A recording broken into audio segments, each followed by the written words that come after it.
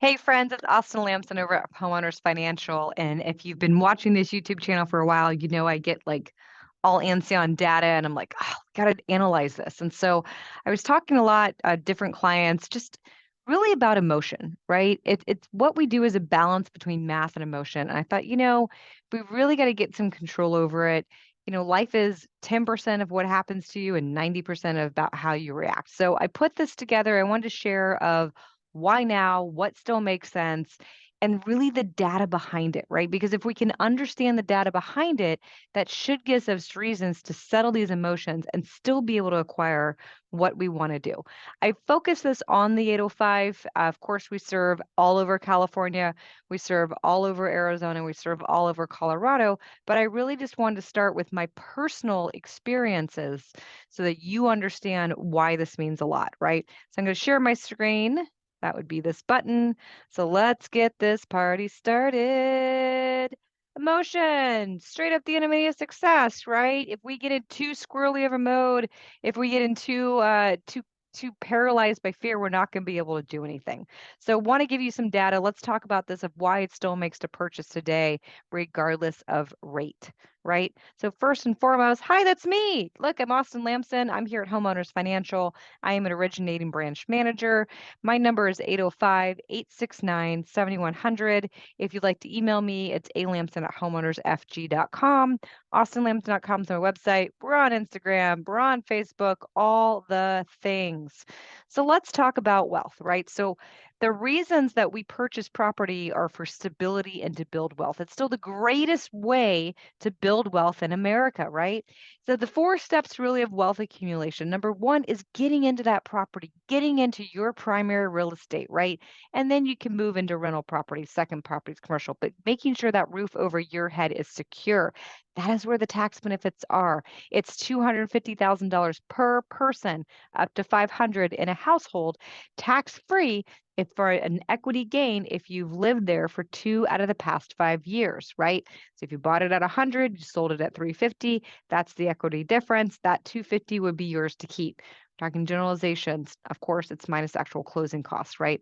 But generalization, that's money you keep. You don't have to put it into another property. You can do whatever you want with it, right? Go to Vegas. Well, please don't go to Vegas. But maybe number two is we're going to build those liquid reserves. So the reason we want to have liquid reserves, the reason underwriting asks this as a question, how much money is left over? So we're not continuously going into debt, so that if something happens, you have that ability to pay that bill. Sure, charge it away. Keep building your credit score from a data standpoint. Keep getting those points. That's all good in the hood, but we got to make sure we get that money to pay it off. And by having $25,000 in liquid reserves, that gives us that good buffer. The third step is maxing out your 401k in retirement, right? This is where some tax benefits, and I'm going to go into this a little bit more in the next slide. And then number four is really building your stock portfolio. 5 stocks, the S&P 500, a mutual fund, right? So why, right? Again, housing is the best way to create wealth. We talk about tax-free benefits. We talk about mortgage deduction. I met with a gentleman today, and he wants to keep his payment between 4,000 and 4,500. Right. And so we're going through the data and looking at where it is today for what his parameters would be. His payments are going to be around 56. And I said, well, look, Ty, let's talk about what is that deductibility? What is that difference? Well, we looked at his analysis just using a Freddie Mac website. Let me know if you need that, right? Is it his tax person? No, but the idea is that he would save $700 to $800 a month off of that payment. It brings it more in line, right? This remains the biggest financial asset most Americans have. Period. End of story. Number two, right? Again, cash reserves. This is again that money on hand after closing. So that if you have a rough patch, right? You need to make a sudden financial unexpected payment. You're ready to go. Number three, 401k, mutual funds, IRA, right? Make that money keep growing for you. Do it tax free if you can. If you're self-employed, do an IRA, do a SEP IRA. If you have an employer and you can match your 401k, do all the things. And then number four, we need to make sure we're growing our money, right? The S&P 500 is the most stable investment of time. In the past 21 years, the S&P has grown on average of 7.85%. Warren Buffett says you can't beat the S&P, right? This is good, safe practices. This is not crazy stocks. You do you, right? You do with your belief system. But if your money's just sitting in the bank, it's not doing anything. So the pros and cons of buying in the current market. The pros, you may get some seller paid closing costs, right? You may get some rate buy downs. So whereas if the rate's 7% today, year one it's 4, year two it's 5, year three it's 6, it moves to 7 in year 4, still being a fixed rate. We may get repairs, we may get improvements paid, we may get negotiations, right? We got to remember when things were really crazy, people were waiving everything.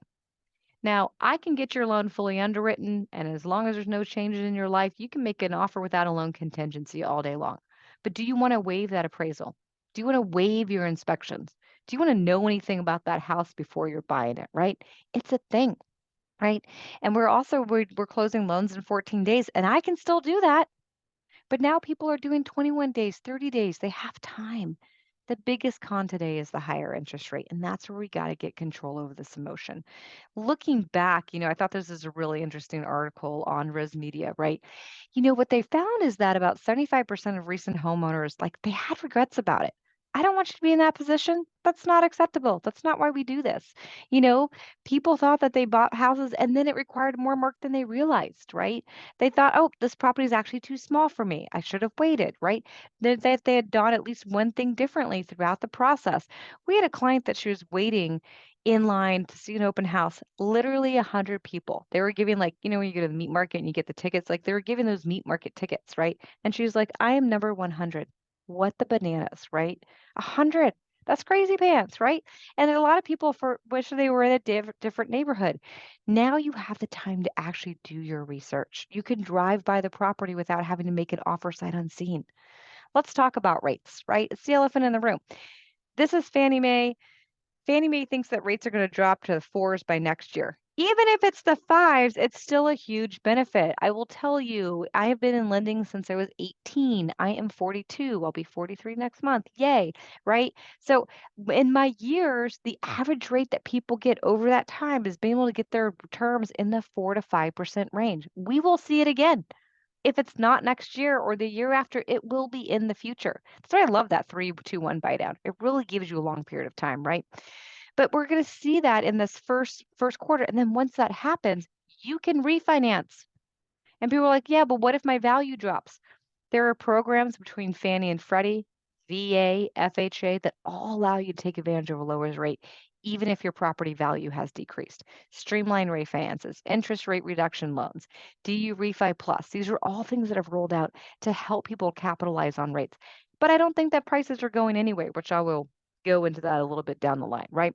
So people are still buying, right? And so people are still buying. If you continue to purchase it, you get that property and then you just get to deal with the refinancing for the lower rate versus the stress of now being back in. I'll take the ticket, number 100 in line. Let's talk about political push and pull. Look, I hope you voted today. Today is election day. The date I'm recording this is the 8th of November. It is election day. I hope you voted, right? People will want to drive interest rates down on Capitol Hill. This is more popular. There's a lot of pushback and feedback that the Fed's rates were super drastically increased. We know why. Thanks for spending too much money previously, but there needs to be more contained, right? This is going to change. And midterm elections are super, super important, right? This determines who represents our state and the House of Representatives and the Senate, right? This determines what political party has the majority in each chamber of commerce for the next 2 years. 2 years is a long time, right? It's definitely a thing. And if you look back, historically, stocks bottomed in October. That was last month. And then they've been positive thereafter, right? So this political push and pull is definitely in play. And the big thing that I have to remind is like, we're not growing inventory. Listings have dropped over 50% since 2019. You might have seen my other data on the cost of waiting, right? So I pulled that from August, the Santa Barbara Association of Realtors. You can see that at sbar.org. Here's a link here if you want it. You can Google it. It's public information, y'all. So in August of 2019, there were 457 properties on the market. 457. Last year, August of last year, 21, there's 109. August of this year, 157. 157 to 109 to 457, it's still dropping. We don't have enough supply. Sellers have this mortgage lockdown, right? Their rates are low. Why do they need to sell, right? They're like, "Oh, I can just buy the next one and rent this one out. It's gonna be cool. Namaste," right? That doesn't put more inventory on. And a personal story, seriously, permits are backlogged in the city and the county. I live in the county. I live in Carpinteria. And it took me personally 13 months to get a garage permit. Y'all, I don't have a toilet in there. I don't have a stove. There is no living space. We are parking cars and we are doing just just literally like a workshop. It's all good. And supply chains are still choppy. I thought this was a very interesting article, Rochester EDU. Why are we going to see these? It's still boiling down from the Russia and Ukraine situation, right? You have less flyover for airplanes. You have most of the glass made in Europe is in Ukraine, right? You have these huge supply chain issues that aren't going away. So if we cannot build and we cannot convince people to sell, that means inventory will stay low. If inventory stays low and demand stays the same or increases, because it's going to increase again when rates drop, that means prices are going to go up. That's the very simple economics of it. So, look, here's why I think it's important to buy home. Like, now, again, you don't like the property and you're super uncomfortable with the payment, don't do it. But I want you to understand to get comfortable of what you're actually buying into. You're buying into your equity in the future. You're buying so you're not, boom, pull the ticket number 100 in line. You're buying so you have that peace of mind that you made that right decision, right? Demand is going to retain and continue to increase here. And we're seeing more and more people come in the market, right? Like you look at the baby boomers and then Gen Zers, like y'all are some huge populations. I'm the Star Wars generation. What is that? Y, Q, I don't know, whatever, right? But like y'all are some big populations, right? Baby boomers are not necessarily selling. They own 46% of the entire housing supply, and the Gen Zers want in, right? People want in, so that demand is not really changing. We're going to have more and more people come in to be able to legally property, right? And the competition's low right now. So we're seeing fewer multiple offers. Are they still existing? Yes, because some sellers are pricing things low, right? And rates go down. It's going to create another tough environment for your buyers. So we're talking about why now. We've got to get our brains around the math and remove the emotion and seeing it as a stepping stool. Okay. Please let me know what I can do to help you or anyone else. If you want me to run these numbers for you, cost of waiting, by all means, we're in it together. It's Homeowners Financial. Make it a great day.